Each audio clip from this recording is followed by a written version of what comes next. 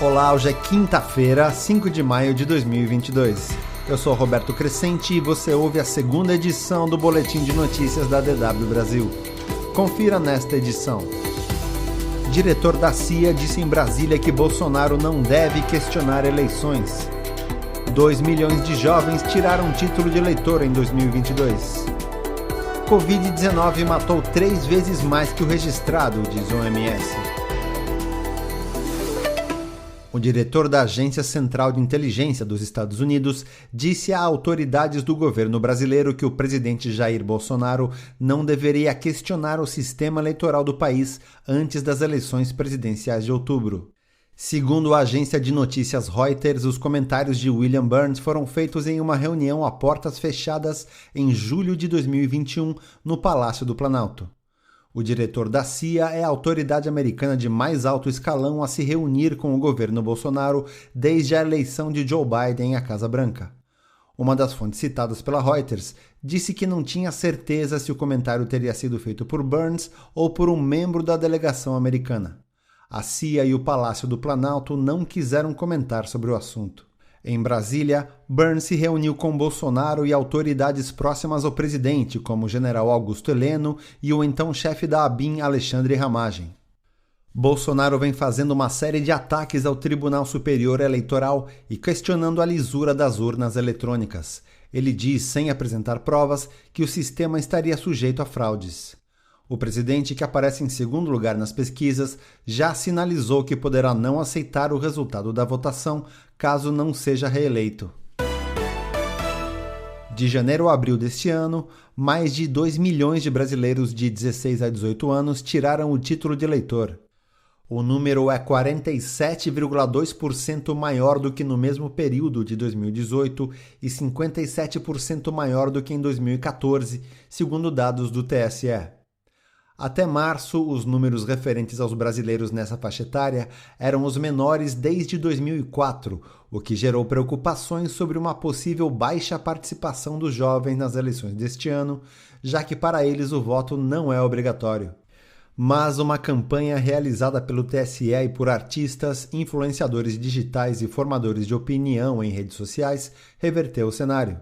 O presidente do TSE, Edson Fachin, disse que a resposta da juventude brasileira foi impressionante e agradeceu aos influenciadores que chamaram a atenção para a regularização do título. O prazo para tirar o documento foi encerrado nesta quarta-feira.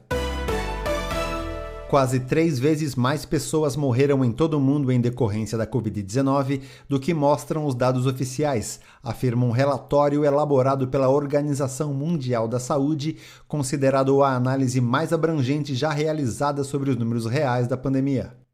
Segundo o relatório, cerca de 14,9 milhões de pessoas morreram no mundo em decorrência do coronavírus, direta ou indiretamente. Esse total corresponde ao excesso de mortalidade entre janeiro de 2020 e dezembro de 2021 e mede a diferença entre as mortes globais e uma projeção do que teria ocorrido se a pandemia não tivesse surgido. Os novos dados da OMS acrescentam 9,4 milhões de mortes às que estavam registradas como associadas diretamente à Covid-19. Os números são ainda mais altos do que as contagens oficiais, porque em muitos países houve subnotificação das mortes, em razão de falhas nos registros e da baixa testagem da população. O partido centrista de Emmanuel Macron vai mudar de nome em uma tentativa do presidente francês de conquistar maioria no parlamento nas eleições de junho.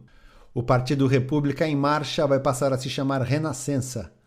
Pouco depois de Macron conquistar o segundo mandato nas eleições presidenciais, o Renascença se unirá a outras 2 legendas de centro, o MoDem, que apoiou a reeleição do presidente, e o partido Novos Horizontes. Eles formarão uma coalizão chamada Ensemble, ou seja, Juntos. Há poucos dias, os partidos de esquerda liderados por Jean-Luc Mélenchon formaram uma coalizão com os Verdes, visando as eleições parlamentares. Os extremistas de direita de Marine Le Pen também tentam ganhar maior representação no parlamento após o desempenho surpreendente da candidata ultradireitista no segundo turno das eleições presidenciais. O primeiro-ministro de Israel, Naftali Bennett, disse que o presidente russo Vladimir Putin pediu desculpas por declarações feitas pelo ministro russo do exterior sobre os judeus. Ao ser confrontado em uma entrevista sobre a suposta desnazificação da Ucrânia proposta por Moscou, o ministro Sergei Lavrov minimizou o fato de o presidente ucraniano Volodymyr Zelensky ser judeu. Ele disse que o líder nazista Adolf Hitler também teria sangue judeu e que alguns dos maiores antissemitas seriam judeus. O comentário gerou revolta em Israel, que convocou o embaixador russo para dar explicações. O gabinete de Bennett disse que o premier aceitou as desculpas de Putin, embora o pedido não tenha sido mencionado no relato do Kremlin sobre a conversa entre os líderes. Mais informações confira no nosso site dw.com/Brasil.